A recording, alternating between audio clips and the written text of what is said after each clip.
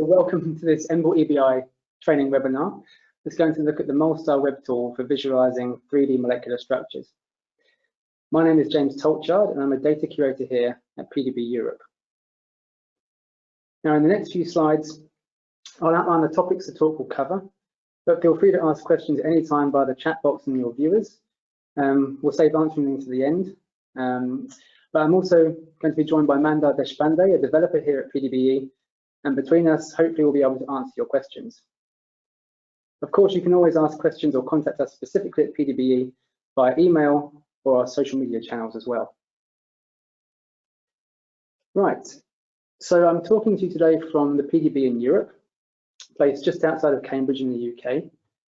We are one of the 4 sites that comprise the core PDBe archive, along with RCSB and the BMRB in America and PDBJ in Japan. And as such, we help to collect, curate, store and disseminate atomic structure information to users all over the world. We also aim to provide outreach activities to the public and training materials to the scientific community. And this webinar is one such example. Now, here is the outline for the talk. I'll firstly introduce MolStar and its development, before showing you the basic use and visual look and feel of MolStar. And I'll then move on to show you how you can look at volume data, whether it be by Xray or X-ray crystallography or EM. And we'll finish up by looking at ligands and visualizing annotation data before briefly discussing a few of the developer-related aspects that have been kept in mind during the development of MolStar. So, to introduce MolStar, I'll assume all of you are at least familiar with the principle of molecular visualization and are probably aware of a few existing tools already. Perhaps the most well-known software programs are the desktop-based ones, such as PyMol or Qt, that is, ones that are locally installed. Now, these often have powerful features such as elements of refinement or docking, but lack full web integration. On the other hand, there are a number of web-based tools such as JSMol or NGL, and whilst these can be embedded online, they often have very specific functionality, and without the power of local hardware, they can struggle to display larger structures and volume data. Therefore, it was with the idea of resolving these 2 conflicts that MolStar was developed, to provide a molecular viewer that was easy to use and suitable for embedding online content, but which could also be used to explore aspects which are typically more computationally demanding. This last challenge was tackled from a few directions, and now, as I'll show later, we also host specific data servers which can be used to serve both coordinate and volume data in a very precise manner, so as to be efficient with data transfer, data passing and data processing as possible. I'm pleased to say that the MolStar development has been and continues to be a collaborative effort. From the beginning, MolStar has been co-developed between David Senol of PDBe and SciTech and Alex Rose at the RCSB US Protein Data Bank. And then with the scope for site-specific integration, our own Mandar Deshpande has joined the effort with a view to incorporating MolStar into PDBe's online content.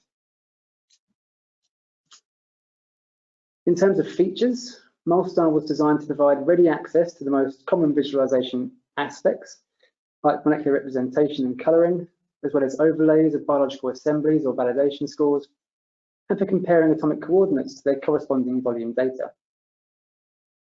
There is, of course, the ability to pull structures directly from the PDBe with an entry's accession code, and you can load local structures for visualization as well. There's also many advanced options to dig through, such as occlusion and other lighting effects. And thanks to the magic of WebGL, the images you create can be exported in high quality in next to no time, without costly operations such as ray tracing. Lastly, it's worth quickly highlighting that I've actually been able to embed MolStar directly into today's presentation using an iframe component on the slides.com presentation website. Technically, I couldn't find a way to do so with Microsoft PowerPoint or Google Slides. However, I thought it worth mentioning quickly, as in the past, I've spent a lot of time looking at ways of incorporating 3D structural data into my talks. So let's look at the basic usage of MolStar and show you how to load a structure directly from a PDBe entry page. But just before, let's briefly run through the controls. So depending on whether you're using a mouse or a touchscreen device, The controls are as follows. To select and rotate molecules, simply left click and drag, or one finger hold and drag. To move or translate a selection, just right click and drag, or two finger hold and drag. To zoom in on a selection, either use the scroll wheel or two finger pinch. Two finger scrolling to zoom also works on my laptop trackpad. And for snapping, either use the scroll wheel with the shift key held down or three finger holding and dragging on a touch device. Okay, so when landing on a typical entry page, you would immediately have a 3D visualization link on the right-hand side. Similar links are available directly from the search pages as well. And now you can see after clicking this, the Mol Star viewer will open and the central section will show you your molecule of interest. We also have the basic settings on the right-hand side and the control bar at the top. To quickly go through the control bar, we have from left to right, a help icon that can show the mouse and touch controls, a settings cog that expands into advanced options where we can change many settings like those to do with image rendering, an image snapshot tool to take quick snapshots of the viewer and download them to your downloads folder, the control icon which toggles basic settings on and off, a toggle expanded full screen icon which is in effect in this viewer now, and lastly a reset camera button which is self-explanatory. Now the controls I previously mentioned work here, and hopefully you can see the speed at which I can easily move around the structure, whether it be by rotating, translating, moving around the structure, zooming in, and then when clicking on a specific area of the protein, I can also hold shift and scroll and change the slabbing as well. Now, in terms of the most readily accessible basic visualization settings, you can find these on the right-hand side, where each molecule type will have specific options. Under polymer properties, you can easily edit the visualization style. So for example, from cartoon, we can change this to space filling atoms and click update to see the change immediately. You can also select from many predefined color themes.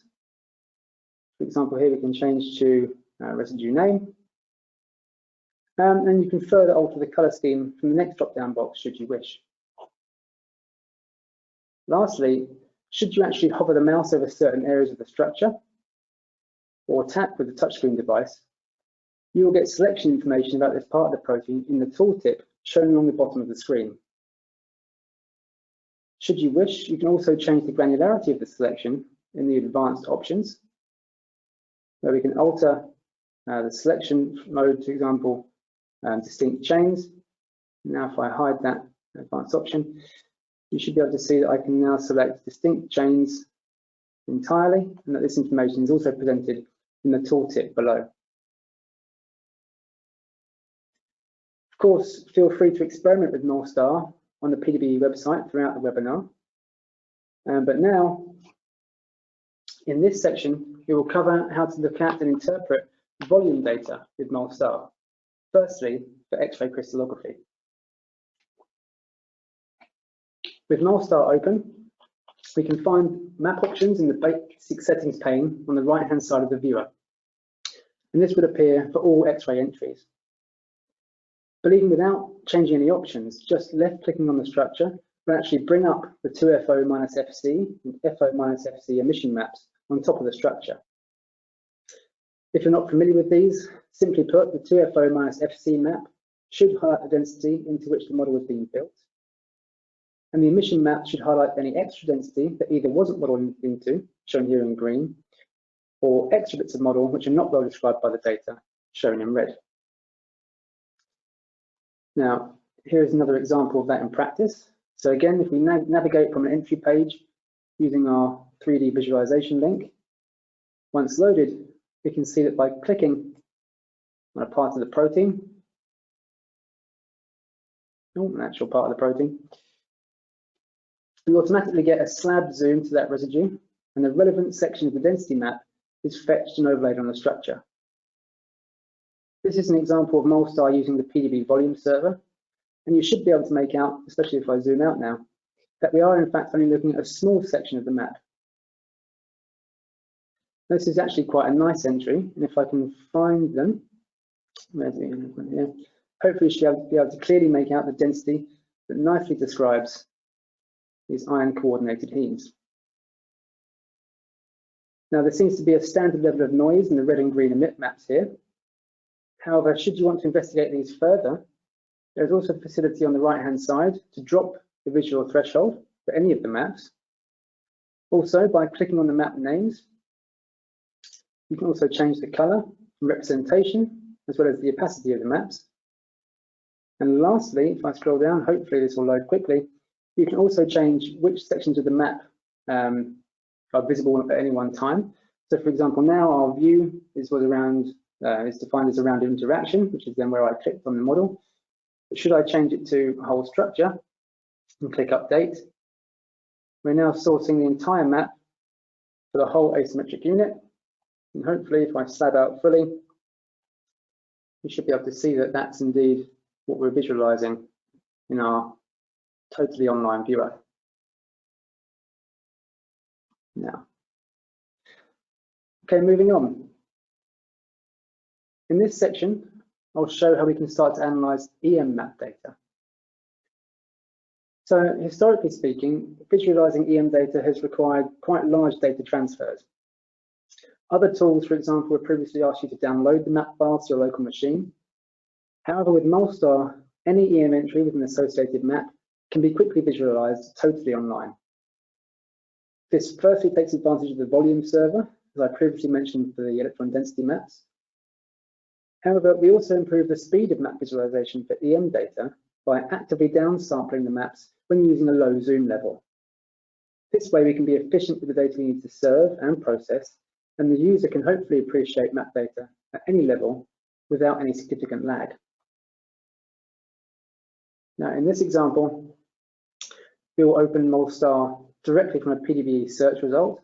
So here you can see that on our website, I've free text searched for this entry code 6R7N, the structure of the tobacco mosaic virus capsid.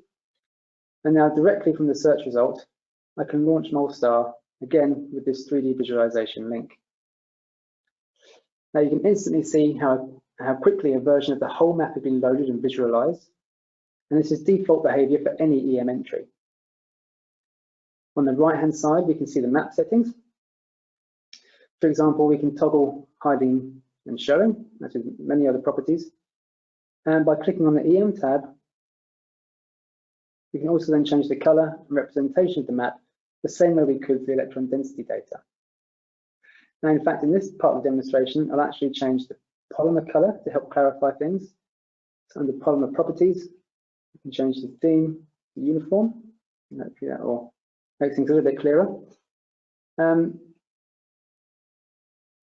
Now, where are we? Okay, so as with Xray data, we can change the threshold of the map, should we want to.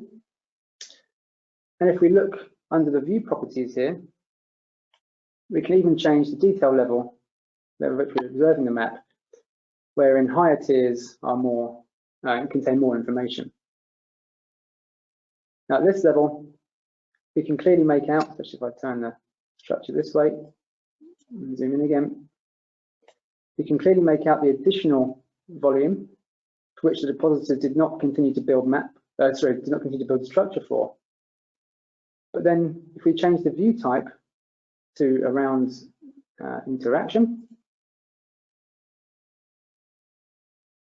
if we click on an individual or specific part of the protein, we can clean up the view to take a closer look at how the model was precisely fitting the map.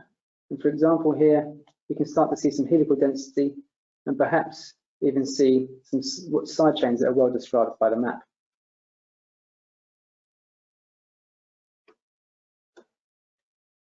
Okay. Now, here I will show you how Molstar can be used to show annotations, including those prepared by the PDBe and those from other bioinformatics services. So what I mean by annotations here are, for example, highlighting the differences between the structure in the asymmetric unit versus the biological quaternary structure, or symmetry partners. I'd like to think that perhaps most of you are familiar with the PDBe's validation reports that we produce both during deposition and alongside our entries online. Now, these have a simple color code from green to red that describes the accumulation of geometric issues at the residue-specific level. And using this information, we can combine it with a coloring scheme for across our protein, so that we can start to visually interrogate our validation metrics from any entry from the PDBe archive. In terms of other tools, we can also put in annotations from services such as PFAM to highlight extra features like protein domains. Now, very quickly, I'll show you these features now for a structure of HSP90 with an inhibitor. At the top of the control pane here, under source, there's my mouse, under source, we can see that the biological assembly is selected by default, and that in this structure, it is a dimer of two distinct protein chains. However, if I choose to show the deposited file, back to source, change the deposited file and click apply, we can see that the dimer was actually built with a symmetry operation, and that the deposited coordinates in the asymmetric unit only describe a monomer. For clarity now, I'll show you that when waters are present, as a molecular type, these also have their own visualization options.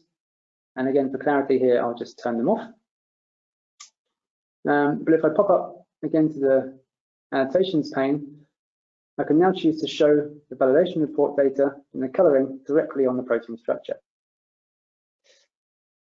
Now here we can see, perhaps unsurprisingly, that our most dynamic regions, flexible loops, are those which possess the worst geometric scores.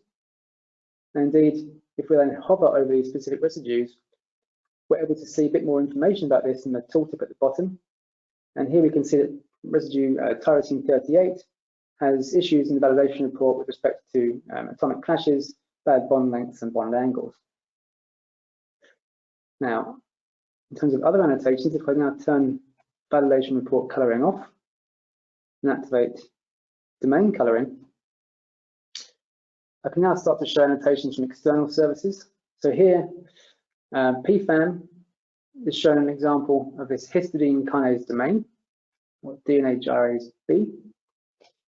Also for this structure, Interpro, for example, would highlight the different subdivisions of functional families in HSP90. So for example, where are we? Should get distinct coloring depending upon the Interpro classification, and again we can see this specifically written out in a tooltip at the bottom. And for CAF, we should hopefully be able to see the structural annotations describing the whole heat shock protein topology. Okay, so moving on from annotations, here I'd like to show how MolStar can be a great way to investigate ligands in specific PDBe entries. For example, when on an entry page where ligands are present, specific links will be available. If you scroll down a little bit here on this entry for P450, these links will be visible for each chemical component. When these are clicked, they're taken to a ligand page and presented firstly with a 2D view of the ligand, which doesn't seem to be working today, but usually there should be a 2D version of the ligand on the left-hand side here, which describes the neighboring protein residues, but also an instance of MolStar on the right-hand side in 3D. Oh, there we go. Now our 2D view is present. If multiple versions of the ligand are in the structure, these can be zoomed to specifically by using the drop-down box at the top to get refreshed visualization for these ligands. Now, in this instance of MolStar on the ligand page, to save space, the right-hand control pane is hidden by default. However, by toggling the expanded view from the top control bar, we can maximize the viewer to take a closer look. Now from here, we can also show all the controls as they were available before, with the toggle controls button. And for Xray entries like this one, the 2FO-FC and emission maps are shown by default, and you can readily inspect specific ligands for any given entry.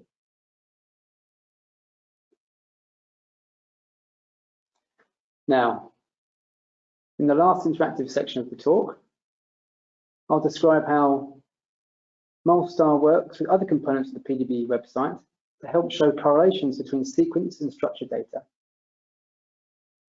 So from an entry page, we can also choose to investigate macromolecular entities via the molecule details link. Now you can find this, again, if you scroll a little bit down on the page, under the macromolecular tab. So here we have molecule details. Now on this page, we can see a linear description of the protein chains from N to C terminus, and how different elements such as uniprot sequence or PFAM domain align along it. Calculated features such as validation metrics and secondary structure are also shown, and at the bottom you'll be able to see a 2D secondary structure diagram and another instance of MolStar at the bottom. Now these three panes are actually all tied together behind the scenes, and if you hover over any one feature on any of the three components, you should start to see how you can visually correlate data between the representations to further investigate the system. For example, here, I can again investigate which residues have the worst validation metrics. And if I choose to investigate one in particular by left-clicking, I'll get a zoomed view in the 3D interface MolStar window.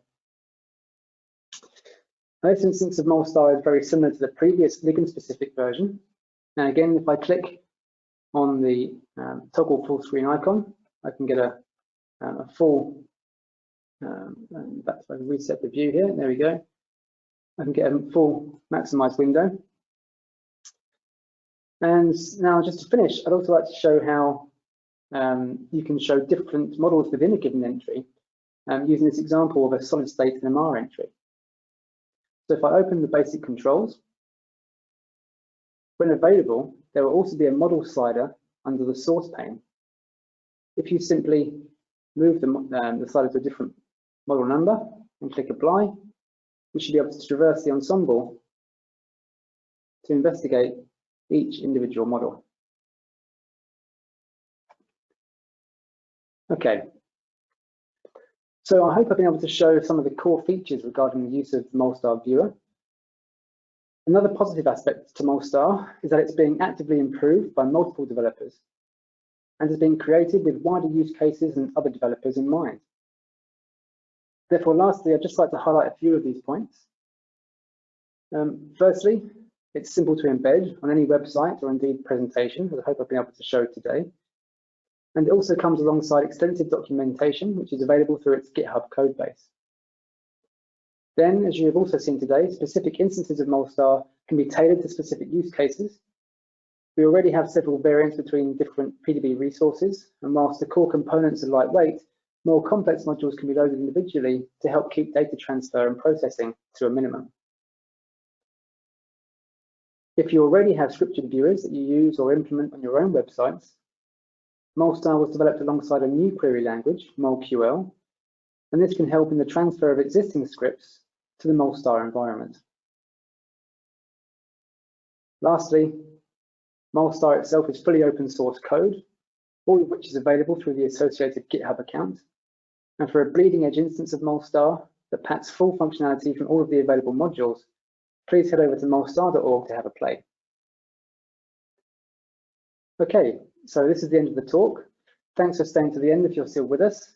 In conclusion, I hope I've been able to show that MolStar is a fast and simple online molecular viewer with powerful tools for analysing complex structures.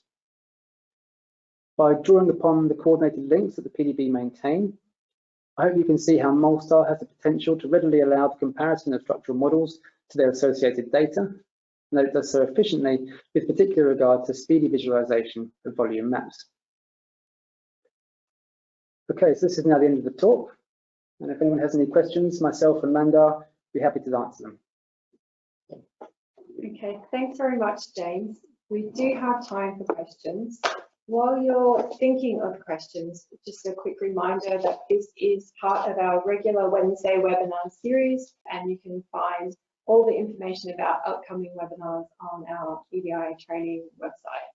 which you can see the link for on the screen now. Do remember also to fill in the feedback survey that will launch at the end of the webinar. Okay, let's take a quick look and see if there are questions. And I know there were a couple coming through as we spoke. So there was one question about, can you use scripts, for example, in Python to customize visualization? Just for the purposes of the recording, Mandar did answer this saying, yes, you can do that. And there is a wiki page that tells you more about how you can do that. Yeah. So a question from Nicholas. Is there plans for creating map slabs and then being able to rotate them? This is necessary for EM visualization. And there are real problems with what EMBL-EBI is currently using. Interesting. So I'll make a note of that. I'm not aware of anything in development for map slabbing, but certainly that's something we can look at including. Mm-hmm. Yeah. So EMBL-EBI is also one of the EBI resources and is quite closely linked with PDBe. So that's a perfect question to feed back to. Exactly. Yes. Any other questions? Oh, great. Any plans for a desktop app?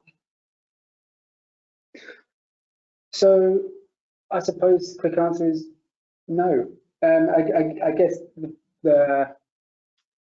a large fundamental part of Mol there is an online viewer.